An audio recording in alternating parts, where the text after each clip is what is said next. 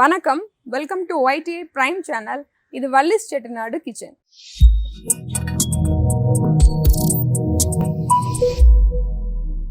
பொதுவாகவே டயபெட்டிஸ் வராமல் இருக்கிறதுக்கும் வெயிட் லாஸ் டயட்டுக்கும் டாக்டர்ஸ் ப்ரிஸ்கிரைப் பண்ணுறது வெள்ளையாக இருக்கிற உணவுப் பொருட்களை தவிர்த்துருங்கன்னு. அரிசி, ஜீனி, பால் இந்த மாதிரி நம்ம யூஸ்வலாக யூஸ் பண்ணுற அரிசிக்கு பதிலாக சிகப்பரிசியை யூஸ் பண்ணி புட்டு, கொழுக்கட்டை, பாயசம் இந்த மாதிரி விதவிதமாக செஞ்சு சாப்பிட்லாம். மேலும் இந்த சிகப்பரிசியை சாப்பிடும்போது கொஞ்சம் சாப்பிட்டாலே ஃபில்லிங்காக இருக்கும், ரொம்ப நேரத்துக்கு பசிக்காது. மேலும் இதில் கிளைசமிக் இண்டெக்ஸ்ன்னு சொல்லப்படுற அந்த குளுக்கோஸ் நம்ம ரத்தத்தில் கலக்கிற அளவு கொஞ்சம் கொஞ்சமாக தான் இருக்கும். அதனால் வெகு நேரத்துக்கு பசி கொடுக்காம இருக்கும். அந்த விதத்தில் நம்ம இன்னைக்கு சிகப்பரிசியை யூஸ் பண்ணி இனிப்பு புட்டு, தாளிச்ச புட்டு 2 வெரைட்டியும் செய்ய போகிறோம்.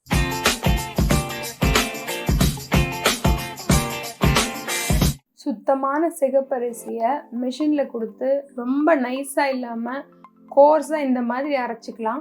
இது மாதிரி அரைச்சிக்கிட்டா புட்டு, பால் கொழுக்கட்டை இதெல்லாம் செய்யும்போது ரொம்ப சுவையாக இருக்கும். மாவை இப்படி கொஞ்சம் கொஞ்சமாக வேணுங்க தண்ணீர் சேர்த்து அழுத்தி பிசையாமல் எல்லா இடத்துலையும் ஈரம் படுற மாதிரி மெதுவாக கட்டி இல்லாமல் உதிர்த்து விட்டு பிசைஞ்சிக்கலாம். இப்படி இறுக்கமாக பிடிக்க வரணும், உதிர்த்து விட்டால் உதிரணும். இதுதான் பக்குவம். கொஞ்சம் கொஞ்சம் கட்டி இருந்தாலும் புட்டு நல்லா இருக்காது சாப்பிட்றதுக்கு.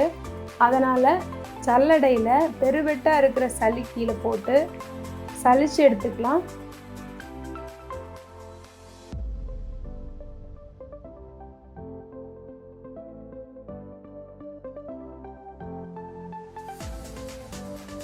இப்படி உதிரியாக பூவாக வரணும் மாவு.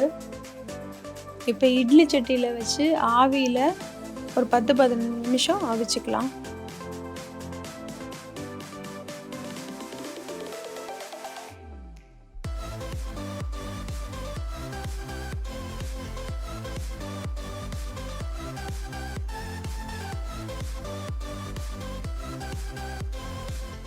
சிகப்பரிசியை நம்ம ரெகுலராக எடுத்துக்கும் போது இதில் அபரிமிதமான மக்னீசியம்ன்ற கனிமம் இருக்குது.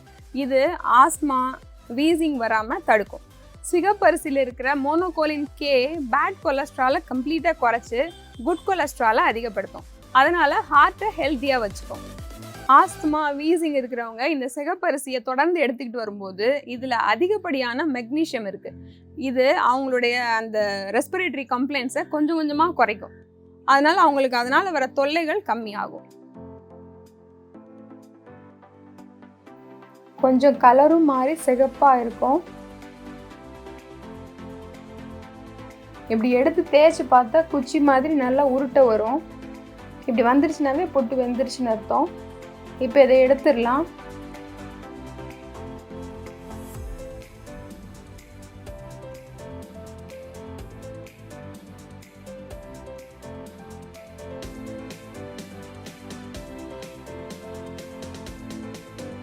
இனிப்பு புட்டு செய்கிறதுக்கு இந்த புட்டுலேருந்து ஒரு பகுதி எடுத்துக்கிட்டு அதில் சீனி சேர்த்துடலாம்.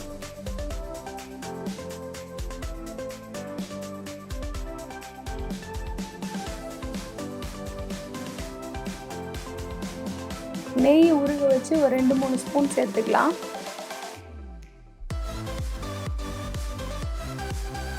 தேங்காயை நல்லா பூவாக திருகி 1 கப் தேங்காய் சேர்த்துக்கலாம். சீனி, தேங்காய், நெய் இதெல்லாம் நல்லா கலக்கிற மாதிரி பெசரி விட்டுக்கலாம்.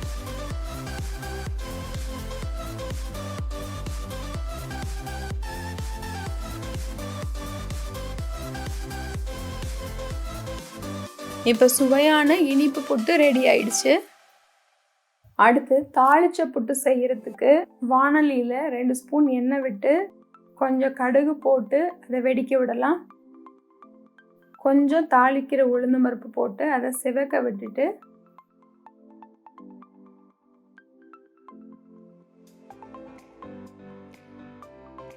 கொஞ்சம் கருவேப்பிலை சேர்த்துடலாம்.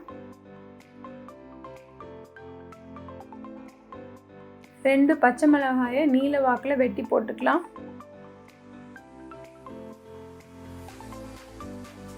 பச்சை மிளகாய் நல்லா வதங்கினோடனே 2-3 சின்ன வெங்காயத்தை நைஸ் ஸ்லைசஸாக நறுக்கி அதோட சேர்த்து வதக்கலாம். இப்போ தேவையான அளவு உப்பு அதோட சேர்த்துடலாம். இப்போ அடுப்பை ஆஃப் பண்ணிவிட்டு 1 கப் சிலுப்பின மோரை அதோட சேர்த்துடலாம்.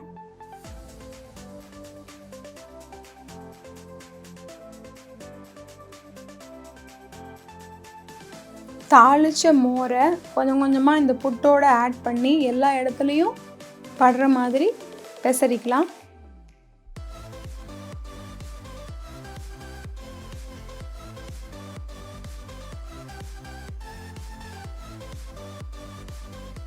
தாளிச்ச புட்டு இப்போ ரெடி ஆயிடுச்சு.